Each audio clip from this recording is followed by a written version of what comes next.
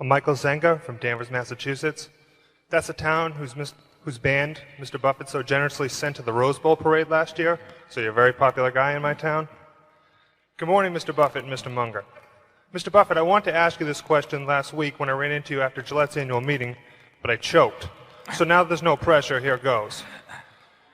In the years, from my reading, in the years from 1956 through 69, you achieved the best results of your career quantitatively, 29% annually against only 7% for the Dow. Your approach then was different than now. You looked for lots of undervalued stocks with less attention to competitive advantage or favorable economics and sold them rather quickly. As your capital base grew, you switched your approach to buying undervalued, excellent companies with favorable long-term economics. My question is, if you were investing a small sum today, which approach would you use? Well, I would use the approach that I think I'm using now of trying to search out businesses where I think they're selling at the lowest price relative to the discounted cash they would produce in the future. But if I were working with a small amount of money, the universe would be huge compared to the universe of possible ideas I work with now.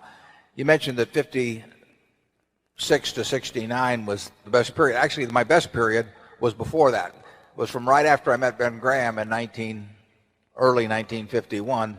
But from the end of 1950 through the next 10 years, actually returns averaged about 50% a year, and I think they were 37 points better than the Dow per year, something like that. But that I was working with a tiny amount of money, and so I would pour through volumes of businesses, and I would find one or two that I could put $10,000 into or $15,000 into that were just ridiculous. They were ridiculously cheap, and obviously as the money increased, the universe of possible ideas started shrinking dramatically. The times were also better for doing it in that time. But I think if you're working with a small amount of money, with exactly the same background that Charlie and I have, and same ideas, same whatever ability we have, I think you can make very significant sums. But as soon as you start getting the money up into the millions, many millions, the curve on expectable results falls off just dramatically. But that's the nature of it. You've got to, when you get up to things you can put millions of dollars into, you've got a lot of competition looking at that, and they're not looking as I did when I started. When I started, I went through the pages of the manuals page by page. I mean, I probably went through 20,000 pages in the Moody's Industrial, Transportation, Banks, and Finance manuals. And I did it twice. And I actually, looked at every business. I didn't look very hard at some. Well, that's not a practical way to invest tens or hundreds of millions of dollars.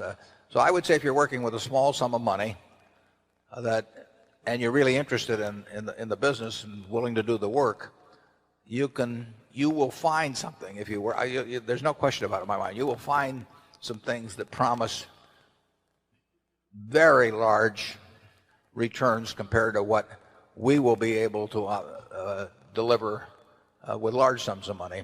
Charlie?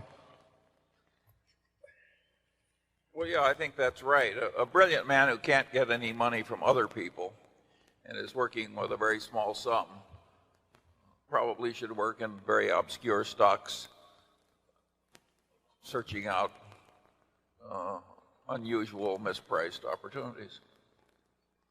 But, that's such a small world. It may be a way for one person to come up, but it's a long slog. Yeah, most smart people, unfortunately, in Wall Street figure that they can make a lot more money, a lot easier, just by one way or another, getting an override on other people's money or delivering services in some way that people. And the monetization of hope and greed, is a way to make a huge amount of money. And right now it's just take hedge funds. I mean, I've had calls from a couple of friends in the last month that don't know anything about. investing money. They've been unsuccessful and everything else. And, you know, one of them called me the other day and said, well, I'm forming a small hedge fund, 125 million he was talking about. And, you know, like the thought that since it was only 125 million, maybe we ought to put in 10 million or something of the sort. I mean, if you looked at this fellow's Schedule D on his 1040 for the last 20 years, you know, you'd think he ought to be mowing lawns. But, Yeah. but he may get his 125 million. I mean, you know, and it's just astounding to me how willing people are during a bull market just to toss money around because they think it's easy. And of course that's what they felt about internet stocks a few years ago. They'll think about something else next year too. But the biggest money made, you know, in Wall Street in recent years has not been made by great performance, but it's been made by great promotion, basically. Charlie, do you have anything? Well, I would state it even more strongly. I think the current scene is obscene. I think there's too much mania. There's too much chasing after easy money. There's too much misleading sales material about investments. There's too much on the television emphasizing speculation in stocks.